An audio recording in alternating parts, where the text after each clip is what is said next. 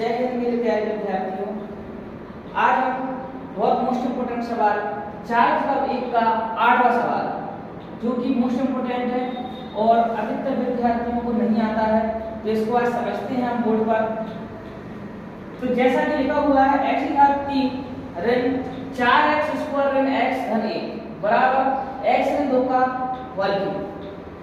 तो इसको हम सॉल्व करेंगे तो लिखेंगे सबसे पहले हल, और ऐसा ही आपको परीक्षा में लिख कर आना है जिससे आपको पूरे नंबर मिल सके। तो इसको लिखेंगे x की घात 3 ऋण 4x वर्ग ऋण x धन 1 बराबर, अब x ऋण 2 की घात 3 है, इसको हम लिख सकते हैं। अभी अपन इसको ऐसा कैसा लिखते हैं, फिर इसको हम लिखेंगे किस रूप में, एक सर्वसंख्या के रूप। उस सर्वसंख्या क्या है वो आप बोर्ड पर लिखिए, a ऋण b का वर्ग। इसको अपन इस चेंज में करेंगे तो लिखेंगे a का क्यूब ऋण b का क्यूब ऋण 3ab और कोष्टक में a ऋण b। इस सर्वसंख्या इसमें प्रयोग करेंगे तो इसको जो RHS है इसको हम इस रूप में कन्वर्ट करेंगे। तो सबसे पहले इसको ऐसा कैसे लिखते हैं, x की घात 3 या का चिन्ह लगाते हैं ऋण 4x वर्ग ऋण x धन 1 बराबर जी a का रूप जी b का रूप। तो a का घन है तो x का घन हो जाएगा, ऋण ऋण लगा देंगे, b मतलब 2 का घन। बोर्ड पर देखना है, अभी लिखो मत। फिर आप लगाएंगे ऋण 3 ये देखो गुणा का चिन्ह है, गुणा लगा देंगे। a का मान क्या है, x है, गुणा b का मान 2 है, कोष्टक में a की जगह x है, ऋण की जगह ऋण है, b की जगह 2 है। Very simple.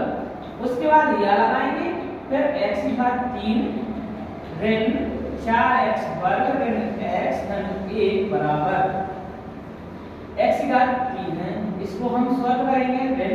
अभी मैंने पिछले सवाल में आपको बताया था 2 का घन कितना होता है, तो 2 दूनी 4 और 4 दूनी 8 ऋण, फिर 3 दूनी 6x, फिर इधर x ऋण 2 सेम टू सेम।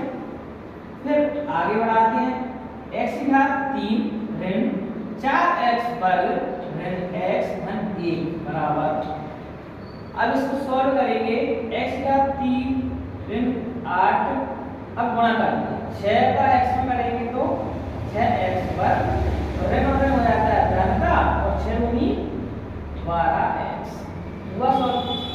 अब करते क्या है, अब करेंगे हम पक्षांतर। पक्षांतर करने पर यहाँ पर लिखते हैं, फिर उसके बाद में RHS वाली पूरी संख्याओं को हम LHS में रखते हैं। फिर सबसे बड़ी घात क्या है, x की घात 3 है, फिर इधर x की घात 3 इधर आएगी तो माइनस की हो जाएगी x की घात 3। फिर सबसे बड़ी घात किस पर है, ऋण 4x की घात 2, फिर इधर ऋण की 6 इधर आएंगे तो धन की 6x की घात 2, इसको वर्ग बोलते हैं। फिर क्या है, ऋण x 12x LHS में आएंगे तो ऋण की 12x हो जाएगी, फिर 1 बचा, फिर ऋण का 8 LHS में आएगा धन का 8 हो जाएगा, और इधर क्या बचा, केवल 0 बचा। RHS में क्या बचाना, केवल 0 बचाना। सारी संख्याओं को अगर LHS में रखना है और सबकी चिन्ह बदल देना है। फिर क्या करेंगे, जो देखो एक जैसे है और धन और ऋण की है, ये क्या हो जाते हैं, कट जाते हैं। फिर धन का 6 बड़ा है, 4 छोटा है, 6 में से 4 जाएगा तो 2x की घात 2 मतलब 2x वर्ग, 12x और ऋण x ये दोनों जुड़ जाएंगे तो ऋण की हो जाएंगे 13x, 8 और 1 9, ये हो जाएंगे 9 बराबर 0। अब आपको पता है सबसे बड़ी घात 2 है, और अब लिख देंगे हम, अतः यह है समीकरण ax वर्ग धन bx धन c बराबर 0 के रूप में है। इसलिए यह क्या हुआ, इसलिए यह द्विघात समीकरण हुआ।